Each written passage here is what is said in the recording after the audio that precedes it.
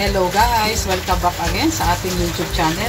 So for today's video ay magluluto tayo ng quick and easy recipe of pork chop. Kaya maglalagay na tayo guys ng ating mga ricado. Ito yung bawang. Ito na guys pala yung ating pork chop. Nakalagay na sa ating kawali. Isunod natin guys yung sibuyas. Ito yung dahon ng laurel. Calamansi juice. Yung ating vinegar, yung ating soy sauce, pinong paminta, at taktakan din natin ng konting liquid seasoning. Kaya ating takpan muna guys at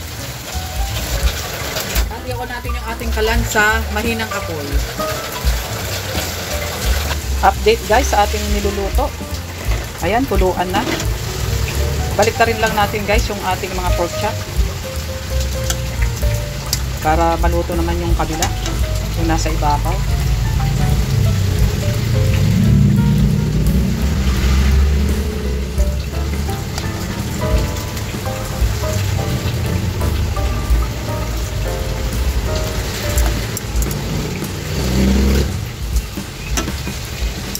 Ayan guys, nabaliktad na natin yung ating pork chop, kaya takpan ulit natin.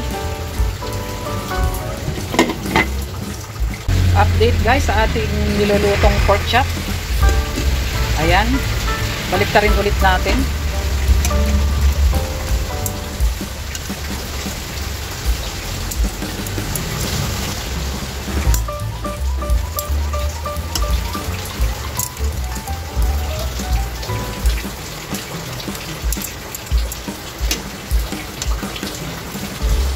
Itong pork chop guys ay matigas pa, kaya patuloy pa rin natin siyang pakuluan sa mahinang apoy pa rin para hindi mabigla yung ating niluluto na matuyuan kumbaga.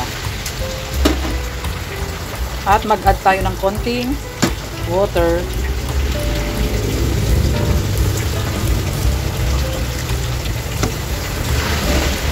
Ayan guys, kaya takpan ulit natin.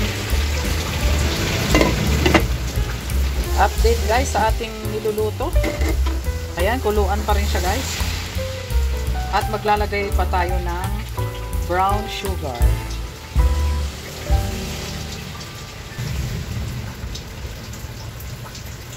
At isunod natin guys yung patatas. Patatas guys ay paborito ng aking mga anak.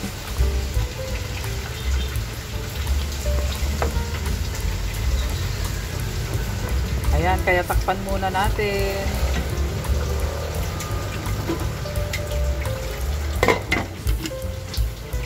Update guys ulit sa ating nilulutong pork chop. Mahigit 1 oras na natin ito pinapakuluan. Check na natin guys kung malambot na yung ating pork chop. Ay, malambot na yung ating pork. Ay, nahati na guys ng sandok.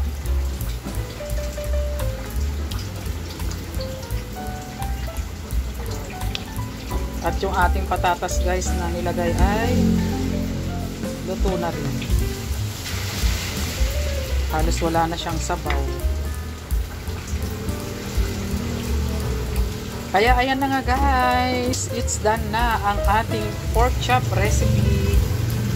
Kaya thank you for watching and don't forget to subscribe.